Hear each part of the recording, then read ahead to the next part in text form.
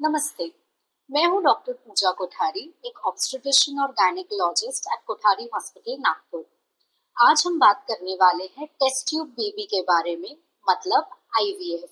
Literally translates into in vitro fertilisation.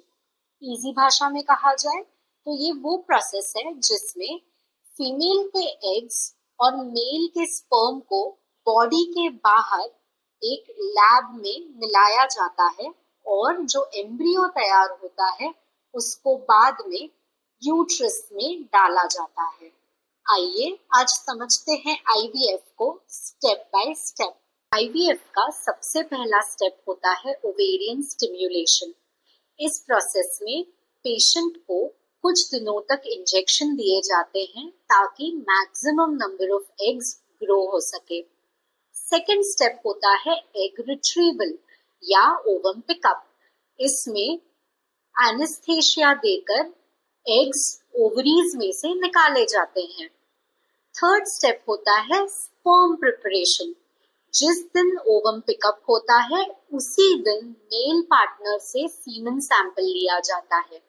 अब जो हमें एग्स मिले हैं और जो स्पर्म मिला है इसको लैब में साथ में मिलाया जाता है जिसे कहते हैं फर्टिलाइजेशन। फर्टिलाइजेशन के एंड में जो सेल तैयार होता है उसे कहते हैं एम्ब्रियो। इस एम्ब्रियो को हम लैब में 3 से 5 दिन तक ग्रो करते हैं और फिर पेशेंट के यूट्रस में ये एम्ब्रियो को ट्रांसफर करते हैं जिसे कहते हैं एम्ब्रियो ट्रांसफर। ये जो एम्ब्रियो तैयार हुआ है इसको या तो सेकेंड डे पे ट्रांसफर कर सकते हैं या थर्ड डे पे ट्रांसफर कर सकते हैं या फिफ्थ डे पे ट्रांसफर कर सकते हैं। फिफ्थ डे को ट्रांसफर को कहते हैं ब्लास्टोसिस्ट ट्रांसफर। आपने कई बार इक्सी के बारे में सुना होगा। आइए समझते हैं आईवीएफ और इक्सी का डिफरेंस।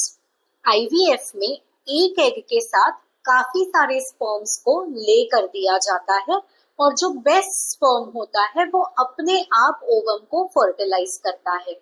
वेयरएज इक्सी में एक सिंगल सबसे अच्छा स्पर्म चुना जाता है और उसको एग से मिलाया जाता है।